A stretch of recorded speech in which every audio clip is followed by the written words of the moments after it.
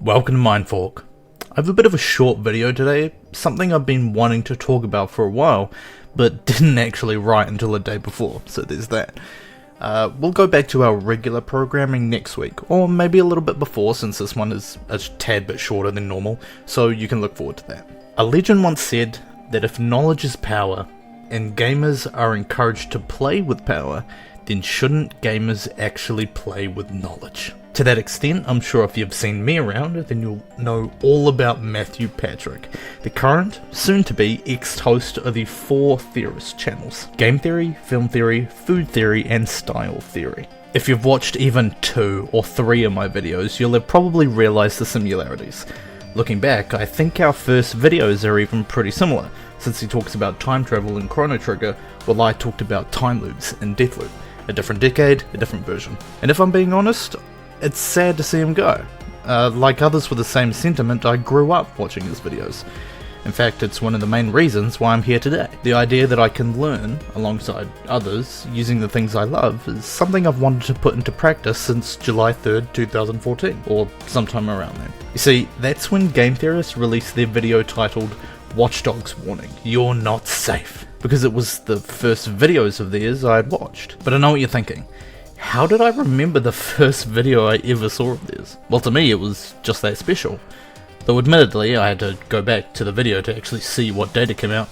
But at this time in my life, I was a junior in high school and didn't really have a clear view of anything I wanted. I was doing what kids are supposed to do, living day to day, hanging out with friends, flunking school, getting yelled at by teachers. It wasn't until I watched this video that I thought, 1, how cool it would be to hack into stuff using a cell phone, and 2, how people were able to learn things from video games. That my favourite game at the time was something I could do. It opened my world, gave me a perspective on life that I'd never seen or heard of before, and has been guiding my actions pretty solidly for almost an entire decade now. I love learning about all kinds of things. That's why I'm here. That's why you're here. I don't wake up knowing all of this stuff. I research to make sure what I'm saying is true. So it's just as new to me as it is to you. Especially the Fancy Pants video. Physics and stuff I really like, but it's definitely out of my wheelhouse. So crunching his numbers was pretty difficult, since it's not something I'd done since school. And that's the beauty of it. We're all in this together. I might bring up some unusual topics, but if it's straight up wrong, I can trust you all to correct me. Well, that's the idea anyway. And now we're crossing into a new era of YouTube.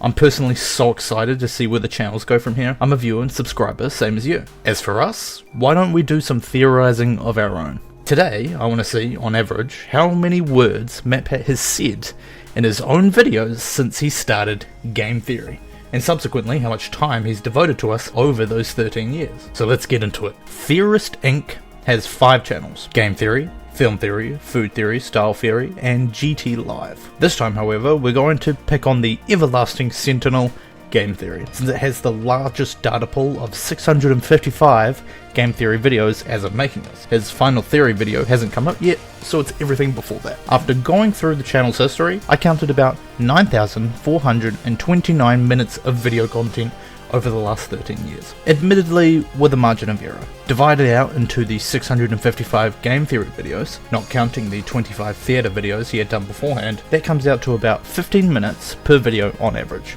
Like, exactly. Now we just need to figure out how many words he speaks per video. I decided to go for a video that's closest to our average time of 15 minutes, but that's also fairly recent, within the last year.